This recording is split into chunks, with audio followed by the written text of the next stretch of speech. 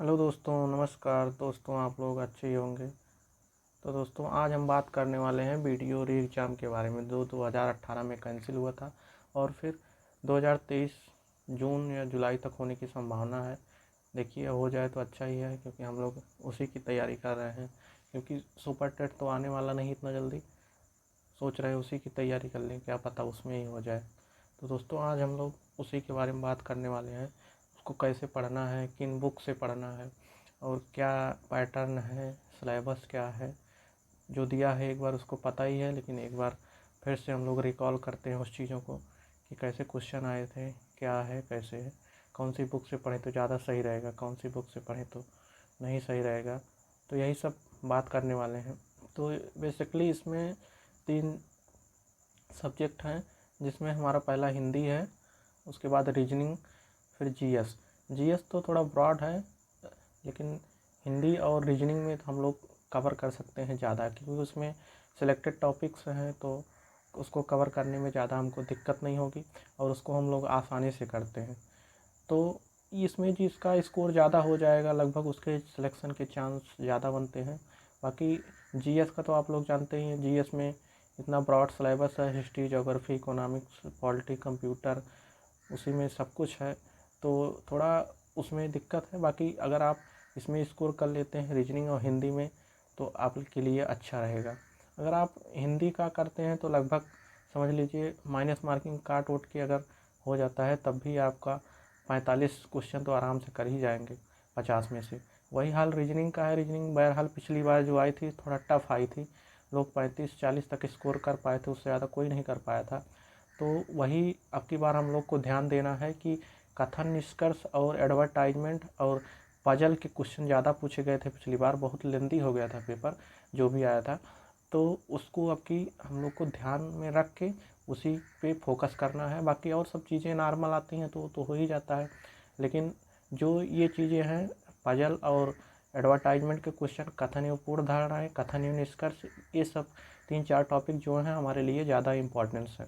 तो इस पे जो अपना फोकस कर ले जाएगा, जो इसको बना ले जाएगा क्वेश्चन को, उसी का सिलेक्शन समझ लो हो जाएगा। बाकी हिंदी तो सब लोग कर लेते हैं, नॉर्मल हिंदी आती है, कोई विशेष कठिन नहीं आती। जीएस में आप कितना भी करेंगे मैक्सिमम 35 से ज़्यादा नहीं सही करता, क्योंकि 1/2 माइनस मार्किंग भी है, तो उसको देखते हुए ज़्यादा क्वेश्चन हमको गलत भी नहीं करना है, एक्यूरेसी सही रहनी चाहिए। अगर आप एक्यूरेसी नहीं सही करते हैं तो कहीं ना कहीं आप पीछे हो जाएंगे, कि 1/2 का मतलब समझते हैं कि अगर 3 क्वेश्चन आप कर रहे हैं, 2 क्वेश्चन गलत है, 1 क्वेश्चन सही है, तो 0 नंबर पाएंगे।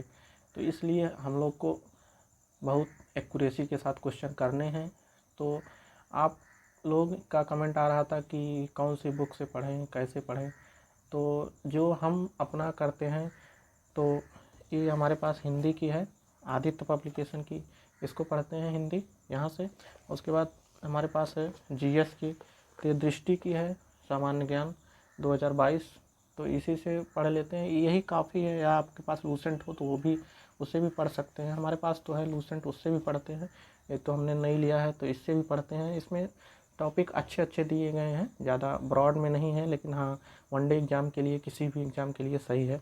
उसके बाद रीजनिंग का है, तो रीजनिंग का हमारे पास केपी सिंह की रीजनिंग की बुक है, ये पुरानी वाली। तो इसी से करते हैं, टॉपिक काफ़ी कवर हो जाता है। बस थोड़ा पजल का क्वेश्चन उस लेवल का नहीं है जो रीजनिंग में आता है, और थोड़ा कथनीय पूर्ण धारणाएँ, एडवर्टाइजमेंट का क्वेश्चन, यही 3-4 टॉपिक जो उसमें इम्पॉर्टेंट है, वही थोड़ा मतलब लेवल जिस हिसाब से था उस हिसाब से थोड़ा डाउन है। बाकी क्वेश्चन सारे हैं इसमें। तो यही 3 बुक है, आप इससे तैयारी कर सकते हैं आसानी से। और उसके बाद हमारे पास हिंदी की है लूसेंट, ये बुक हमारे पास है हिंदी की लूसेंट, इससे भी पढ़ लेते हैं। और जीएस की भी यही है लूसेंट, और बाकी नोट्स भी हैं।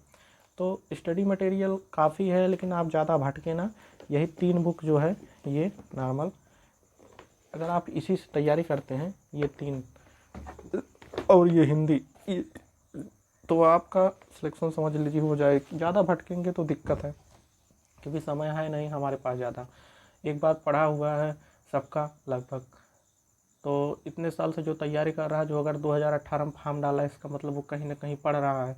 काफ़ी लोग इसमें तैयारी से दूर भी हो गए हैं, कहीं जॉब कर रहे हैं, कहीं कोई और सिलेक्टेड हो गया है, तो वो पेपर नहीं देगा।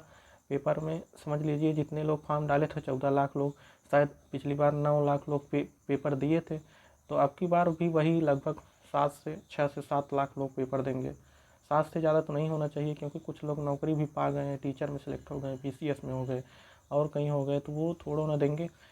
तो यही है दोस्तों, बढ़िया चांस है, आप लोग तैयारी कीजिए, हम भी तैयारी कर रहे हैं, हो जाए तो अच्छा। और रही बात घंटे पढ़ने की, तो घंटा पढ़ने का जब आपको टाइम मिले तब पढ़ सकते हैं, कोई दिक्कत नहीं है। ज़्यादा पढ़ने की ज़रूरत नहीं है, अगर आप 4 से 5 घंटे दे रहे हैं तो बहुत है, क्योंकि 3 ही सब्जेक्ट तो कवर करने हैं, हिंदी और रीजनिंग तो कवर कर लीजिए। बाकी GS में तो ज़्यादा पढ़ने से कोई वो नहीं है कि आप ज़्यादा कवर कर ले जाएंगे। हिंदी और रीजनिंग पे ज़्यादा फोकस करिए, GS को चलते रहने दीजिए, करंट पे ध्यान दीजिए।